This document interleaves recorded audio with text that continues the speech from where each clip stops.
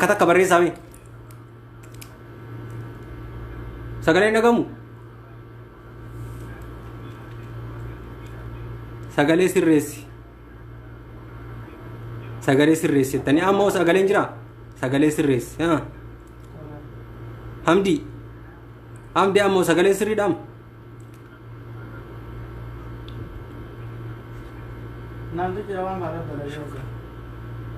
sagaleen keen dhagamana fakkaate akkasii sirriitti gargaaramaa jira maashaallah ala nama gammachiisuun gargaaramaa jira gruppiin gara ijaaramee gammas gargaaramu jira wanni amma sisiniidhaan barbaadu maallaqa warri gara kaayiroo ergaa jirtan gara kaayiroo akka ergine gara obboleessaatti akka ergitanii akkaawuntii obboleessaa irratti akka ergitan siniin jedhaa jiranii sababbiin kana ta'eef immoo maallaqa achi sababa koronaati argataan jiranii obboleessi nama achi jiru kennee ka kaayiroo jiru akkasitti birriin isaan qaqqabdedhanii akka gaarii gargaaramaa jira jechuudha reediin jechuudha na ajaa'ibeeyyu jecha namni kennan wallaa yoo irumaatu asii shamarran jechuudha hatta akka isan beena reedii jennaan bakka wallaahi asiyyuu na biraa yoo amma gara shamarran 6-7 maallaqa erge jechuudha እና ባኤቶ gargaaramaa jira wanni kana gootan keessatti wanni na qabbaneessitan keessatti gantu ijoollee agartee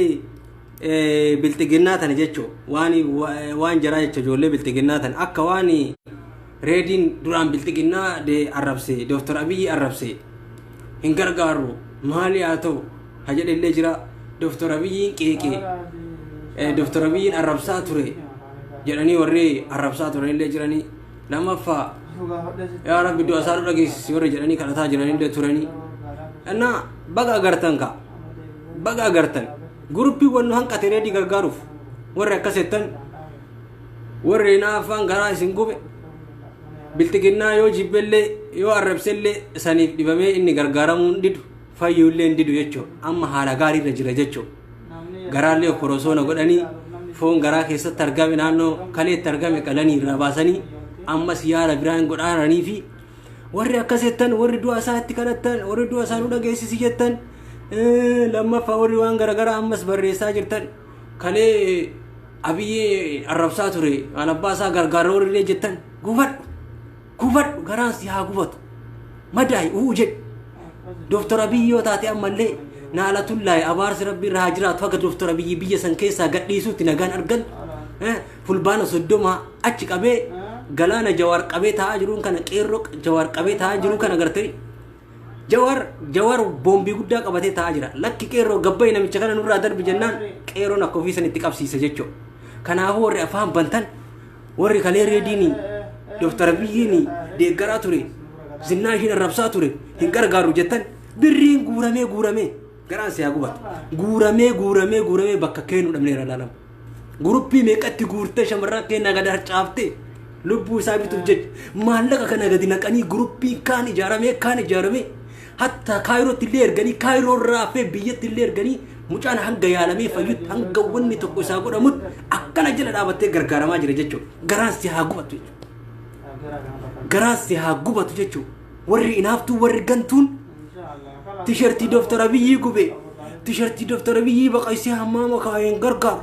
tishertii Dr. Abiy tarsaase haaduu yaa rabbi du'a isaa dhageessi maal warri jettan tuutiin jedhe gardira mujatti bar gruppiin tokko hanqatee dhageeffadhu gurrasa cala gruppiin tokko guutee bakka 7 gruppii ijaarre reedii gargaaruuf bakka 7 gruppii ijaarre agamma please reedii kenna koota birrii nurraa fuudha please akkasii jechuun nu warra akkanaa jechuun warri akkana jettu warri waan akkanaa barreessitu atummaan biltiginnaa deeggartuyyuu sababa afaa Oromoo dubbattu osoo dhibamtee dhibee keessirratti ilaallu jecha warri dhibee namaatti gammadan jecha yaa Oromooti asiin dura ijoollee wayii mucaa waraanee ajjeesee ture hin yaadattan gisee liibii irra bahee barbaadaa ture mucaan sun maallaqa isaarraa fuudhee waraanee ajjeese ana poosti godhaa ture mucaa san liibii bahee halkanii guyyaa barbaachisee dammaamii qabsiise dammaamii qabamee mana hidhaa jira jechuudha mucaan sun hagammaa qorannoon jala jira hagammaa mana hidhaa jira mucaan sun mucaan waraananii ajjeesan diinshooti jechuudha qabsiifnee akkas jira gurbattiin gaalli dhiite shurrubbeen tun maal jette baatee kenna du'ee awwaalame kenna miidhamullee fayyaadhaan biyya garaara keessan du'ee reeffi biyya garaara jedhee liibii nurra waraabi jecha shurrubbeen kallacha gaallas dhiide gurbattiisun jechuudha. Annaa amma nu gammachiifte jechuudha shamarran keenya. Wayne Redi kiyya dibame haga inni nuuf fayyutti naman hooda damooza kiyya kajiya takka kajiya lama dhibba sadi dhibba afur asii asiin guuranii la haga inni fayyee maal jedhutti laal asii Ameerikaa fidanii yaalchisuu danda'an laala amma sa'a kana. Yoo biyya Kaayiroo sanii yaalamuu dadhabe Ayirooppaa fidanii yaalchisuu deemaa jira Redi. My Redi agana bulu aboo garaa naa guddi aboo shamarran teenamu aboo rabbi jaannataa si haa qananiisu. Rabbi jaannataa si haa qananiisu shamarran teenamu aanan na obaaftan warra du'a Redi gammaduuf afaan banu san warra waan ittaane barreessu kalee tishertii daftara biyyii gubee gurbaan sun hammaamatti naqee hin gargaaru jettee waan agartee barreessitu garaa naa gubde rabbiin jaannataa si haa qananiisu. Rabbi jaannataa si haa qananiisu shamarran ta'e uff harargeetiyya wallaggaatiyya kulloo garaa naa gubde wallaahi abeet mee jiran warra du'a namaatti nama dhibame bara ila wanni takkatti wanni isin beeku qabdan bakka kanatti waraan addunyaa keessatti diinni lamaan osoo walitti tokkosaa jiraate diinni lamaan yoo walitti tokkosaa jiraate dhayamee yoo ciise yoo dhayame jechuun diina santu fuudhee nama dhayame san yaada si gara diina santu diina walitti tokkosaa wal ajjeesuuf yoo miina dhayamee kufe diina dhayee kuufise santu fuudhee yaada jechuun ummanni kun afaan Oromoo dubbate jechuun afaan Oromoo haasayte jecha deeggartoonni bildiginnaatun afaan Oromoo dubbate mee nama dhibabutti karee tishertii daftara biyya hammaama naqaa ture hin gargaaru jettee afaan bal'iftuu jechuudha. Wallaahi billaahi na amani guruppii bakka torbatti ijaaran birrii narraa fuudhaa kadhatan nama birrii narraa fuudhaa jedhu narraa fuudhaa garaa naa guutanii bara silaa ramadaana ta'e malee ka'ee caffara ramadaana ta'e kaa maal godhani ka'ee caffara biltiginnaa gubuuf way abdii hin fayyaa dhibbatti fayyamu caallaa yoo biyya keessa Kaayiroo yoo dadhabde Ameerikaa erguuf waan jetta bood mukayya fashakkalam Kaayiroo yoo dadhabde Ameerikaa ergina jechuudha. Annaa maal jedhan beektaa ganama galgala dubbisaa baran hin gargaaru asiin dura gurbattiin suni tishertii doftara biyya ana doftara biyyiin ganaa lubbuusaa gubuu deema doftara biyyiin ganaa lubbuusaa dhabamsiisuu deema ganaa isa dhabamsiisuu deema warabbi na aman warabbi doftara biyyiif jettanii nama dhibamuu qoostan doftara biyyiif jettanii nama dhibamuu wadha Oromoo keessan qomoo keessan afaan Oromoo dubbataa du'a isaa hawwitan gargaarsi isaa garaa sinyaati kalee tishertii doftara biyyii gubaara jettanii gargaaruu diddanii akka waan inni gargaarsa raafu birrii nurraa hafee rabboom maashaallah akka gaarii gargaaramaadha jechuudha. Wanni beeku qabdan amma warri biltiginnaa deeggartan kun warri dhaaba biltiginnaa jala deemtan kun jechuudha. Bututtuu biyya Arabaa taate biyya Awurooppaa taate biyya keessaa taate jechuudha. Wallaahi billaahi tallaahi na aman jawaartu waa hedduu qabee taa'aa jira. Fulbaana 30 irraa qabee jawaartu waa hedduu qabee taa'aa jira. Nageenya wayyaa biyya san nagaa buufnaa ollaa keenyaan nagaa buufnee jiraannaa Suudaanii waliigallee jiraannaa Amaaraa waliigallee jiraannaa Tigree waliigallee jiraannaa nagaa mirkaneessinee biyya san seera abbaa gadaatiin bulchinaa Oromoon nagaa buufnee biyya san maqaa keenyaan masraa mootummaa jira namichi kun maqaa Oromoo dhaatee masraa mootummaa jira maqaa Oromootiin rabshaan kaamnu jenneen malee Dr. Abiy eenyu Jawaar Gabbayee qeerroo hojii keetti deebii jennaan halkan takkatti akka achirraa Amaarri saree isa nyaachisu goosisuu dandeenya jechuudha namicha kan innaa waan guddaatti hin fudhatina Dr. Abiy footoo wallaahi billaahi warri Dr. Abiy masraa jira waraanaan biyya cabsuu deema waraan aboo wayyaanee irra waa nama godhuu danda'a namichi kun wayyaanee jaalaa waan takka wanni takkatti nu sodaataa jirru immoo namichi kun biyya waliin dha'uu deemaan Tigreef Amaara wal dheebsisuu deemaa jira ummata Suudaanii nu dhoysisuu deemaa jira Suudaaniif Amaara walitti kaasee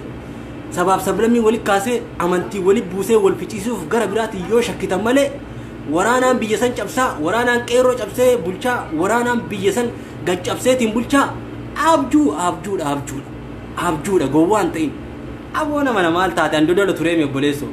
dhagaa gangaga'uun karaa cufnee agaazii waan nyaattu dhabdee hoteela mana cufsiifnee re'ee karaa irratti ajjeeftee nyaataa turte agaazii waan nyaattu dhabdee qoonqoo buskuutiin ganamaa galgala garaa gubee dhumanne beelooyne ummanni waan gurguruu didee biyya kana keessaa nu baasa itti mootummaa bilbilattee laal agaazii wallahi billahi qabsoo babbadaa goona qabsoo saayikooloojii qabsoo sammuu innaa akkasii oromootii shamarranteen na baga gammadda wallahi reediin akka ajaa'iba gargaaramaa jira laal Amerikaa binne yaalchisu deemaa jira indoo warri kaayiroo nun taane kaayiroo keessa yaalchisuun feenu laal Awurooppaa biyyoota gugurdatte laal biyyoota saayikooloojiin guddatte keessa finne yaalchifna laal birriin akka ajaa'ibaa guuramaa guruppii gara garaatti guuramaa guruppii 6-7 keessa guuramaa jira inaftuu gantuu hattuu garaansa haa gubatu aboo wallahi akkan garaan qabbaneessan akkanaa qabbanaa akkuma reediin dhibameen rifadhee barreeffama gurbattiisanii akke barreeffama gurbattiisanii yaa rabbi du'a isaan agarsiisi jettee barreessite gurbattiin kullu sun wal jalaa fuutee dhugaa jette gurbattiin sun tishertii Dr. Abiyyi gubaa turte tishertii Dr. Abiyyi gubee amma wallahi billahi reediin Dr. Abiyyiin deeggaraa ture gaafa inni waan gaarii dalaga hin deeggara Dr. Abiyyi kennadhee tishertii isaa bitatee deeggaraa ture gaafa inni waan badaa ture isa garagalche jechuudha innaa warri yaada akkanaa yaadutu jira warra sammuun gabaabatu jira warra badhisnee yaadeetu jira warra maaliin jiraadha jedhu bicha maaliif jiraadha jechuun beeku laa maaliin jiraadha malee maaliif jiraadha jechuun hin beekan laa namni maal nyaadhee jiraadha hin jedhu laal ani maaliif jiraadha maaliif rabbiin lafa kanarra na uume maaliif uumamee jedhi yaati maal nyaadhee jiraadha qoonqoo bichaa yaadiin garbuu bichaa lafarraa dhabamsiisuu yaadiin mataanii yaadiin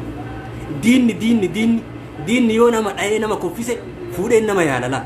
nama dhibametti hin gammadu asiin dura nama duutee irra gammaddan isin bara asiin dura mucaan ijoolleen tiin wal waraantee gurbaa diishoo ajjeefnaan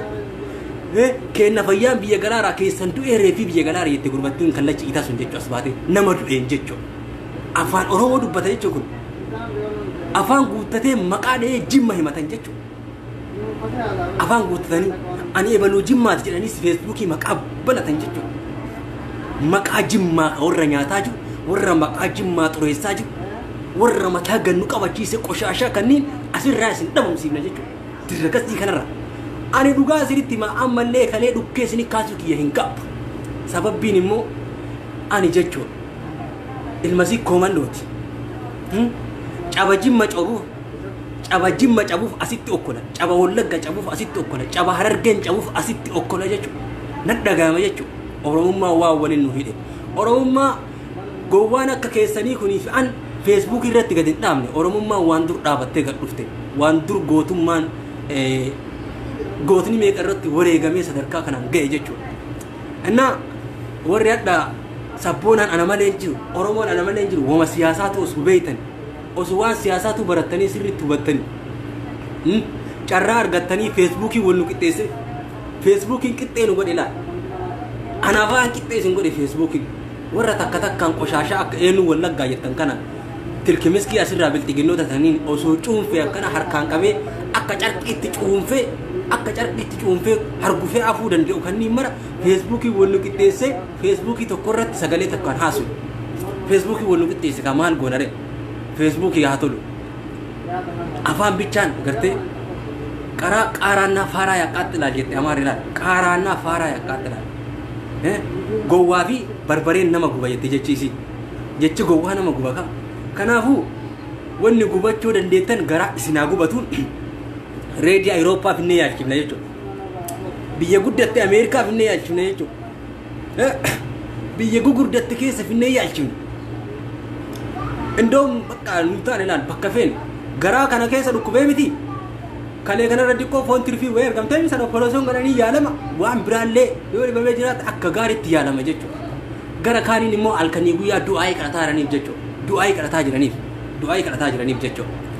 amma du'aayii godhaa jiini kun ramadaanaa du'aayii takka godhee goolaba jechuudha jidduu kana wanni Facebook irraa badeef ramadaana kana taa'ee du'aayii godhataa rabbi kadhataa jira laal amma du'aayii wayii godha isin koomentii jalatti aamin jedha du'aayin an godhu nu biyya qabna biyyi teenya Oromiyaa haga feete bararaa oolii allaattii duuti lafa biyya kana keessa biyya teenya galla wanni biyya keenyaa nu yaachisa waan nu yaachisuuf du'aayii godhanna jechuudha du'aayii kana aamin jettan jechuudha asiin dura mallasaa mataa nu qabi jennaan mataa qabna jechuudha amma aamin jedha yaa rabbi ashaagiree kana qarroof qarreen qeerroof qarreen kuma jaha dhumtee dhiigaan aangootti kenninee masraa seesinnaan amaaraa dabarse yaa rabbi mataa nu qabi aangoo sanirraa nu dabarse yaa rabbi jara ramadaanaa keessa jira aangoo san nagaan gannuu dhiisisiisu yaa rabbi aangoo san nagaan gannuu dhiisisiisu nu warri oromoo nagaan biyya san bulchuu barbaanna nagaa fiina yaa rabbi mataa nu qabi doktora biyyi nachirraa gannuu darbe yaa rabbi mataa nu qabi yaa rabbi nu miskiinaa nu rakkataa biyya keenyarra gabroomnee baaradhu mataa jirra biyyarraa yaanee rakkataa jirra biyya namaatti dhibamnee rakkataa jirra osoo biyya gaarii qabnu yaa rabbi mootummaa kana mataa nu qabi yaa rabbi mootummaa kana mataa nu qabi achirraa nu darbe yaa rabbi mataa nu qabi achirraa gannu darbe yaa rabbi jawaarii kiyya kasabaa yaadu ka oromoon guutuun jaalatu ka halkanii guyyaa hirriba dhabu kasabaa boo'u kasabaa cinqabu ka oromoo jedhu karaf oromoo jedhu ka yaa rabbi aangoorra nagaan nu kaaye yaa rabbi baqqalaa garbaa nagaan ka oromoo fidhame maandellaa kenna masraa nu seensise nu yoomuu gabroomuun feennu guyyuu baharatti hin dhumannu guyyuu biyya ambaatti hin rakkannu guyyuu biyyaa baanee shamarran teenna madaamii jalatti hin rakkattu yaa rabbi nu miskiina keeti ansi kadhadhee doktora biyyii mataa naa qabu mataa naa qabu yaa rabbi mataa kana naa qabu yaa rabbi doktora biyyii mataa nu qabe achirraa gannuuf nu gane lammaa gane oromoo gane abbaa gadaa gane saba gane dachii oromoof oromiyaa tana gane yaa rabbi mataa kana nu qabu yaa rabbi mataa nu qabu yaa rabbi nu rakkataa mataa nu qabu biyya ambaatti sibiilli harka nu fixe biyya ambaatti shamarran keenya distii arabaa keessatti gabroomte osoo dachii oromiyaa qabdu osoo lafa gaarii qabdu osoo qabeenya gaarii qabdu osoo oromiyaa hadha sadarkaa ameerikatti yaaramamtu qabeenya gaggaarii qabdu biyya ambaatti gabroomaan jirra ammallee qabsoo teenna fudhatee amaaraa kennee mililikii nurratti dhaabee nu gabroomsuu deemaa namichi kun yaa rabbi mataa kana nu qabu yaa rabbi ammiidhamaadhaan si kadhe rakkataadhaan si kadhe yaa rabbi na hawwaadhu ramadaana keessa yaa rabbi du'aan achirraa isa balleesse yaa rabbi du'aan nu gane nama nu gane hin gannaa du'aan nu balleessa jira du'aan achirraa nu dhabamsiisi namicha kana jechuudha du'aan nu balleessa achirraa rabbi si haa balleessu jecha amiin jedhin gubadhe coggaaraan akka akkasii du'aayin teen du'aayii asii ol deemtu malaayikaa achii gad dhuftu gixmaa rabbi haa godhu booda ikmaa rabbi haa godhu laal asirratti goona bee abdii koomedi laal nagayaan bulaa horaa bulaa inaftuu garaa gubaa biltiginnaa garaa gubaa sinin jedha ankasii wajjin ture abdii koomediitii waan na dhageeffattaniif hedduu takka onneerraa sin galatoomfadha warri reedii aadam kiyya bira na dhaabbattanillee warri obboleessa keenya bira nu dhaabbattanillee baay'ee tokko isin galatoomfadha onneerraa isin jaaladha jechuudha kanaafuu I love you shamarran shamarran oromoo I love you guutuu addunyaa irratti argamtan hundinuu baay'ee tokko isin kabajaa baay'ee tokko isin jaaladha baay'ee tokko isiniif yaadda jechuudha kanaafuu baay'ee tokko naa jiraadha inshallah hin barakattu mootummaan tun illee hin barakattu deeggartoonni isii illee hin barakattu inshallah maali jedhu shiroo haqoo haqa shirri gara shiraa haqni gara haqaa hin baranne mana walumsaa irratti laal shiroo haqoo haqa laal shirri gara shiraa dabdii haqni gara haqaa dabdi kottu arabuus kottu wallahi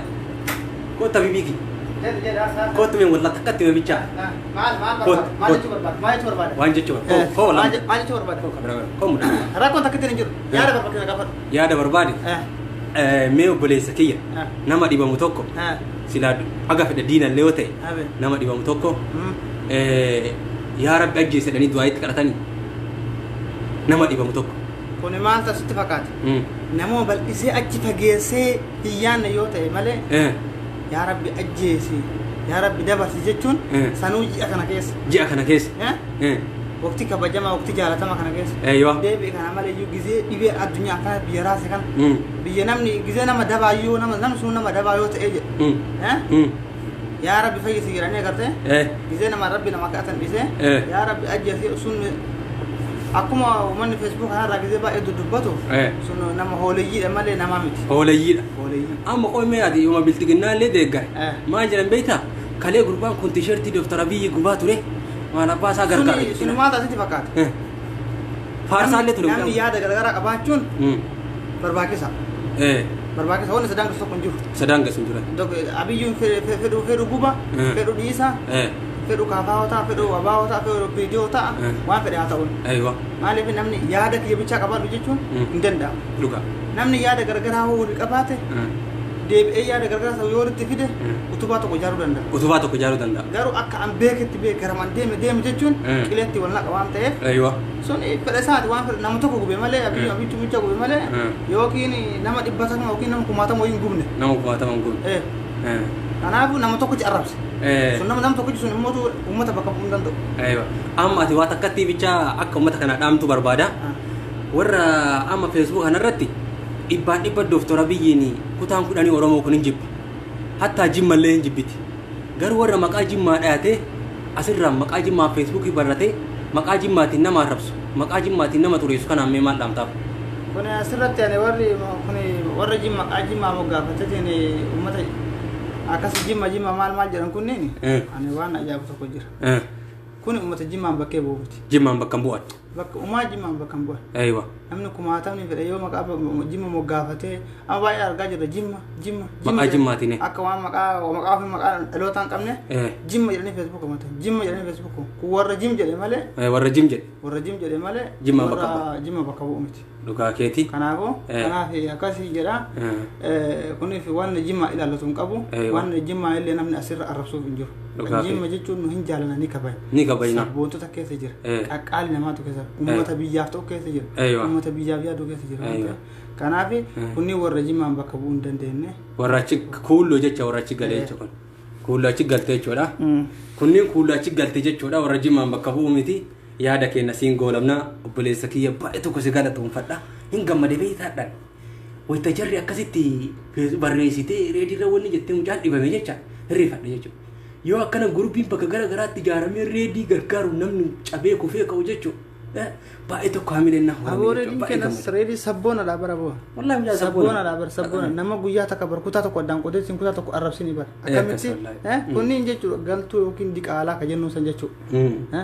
diqaaltota isan too garte hadha maqaa akkasii moggaafataniiti nama tokko irra duudhani kanaaf ummata kennaan hedduu isin jaalannaa hedduu isin boonna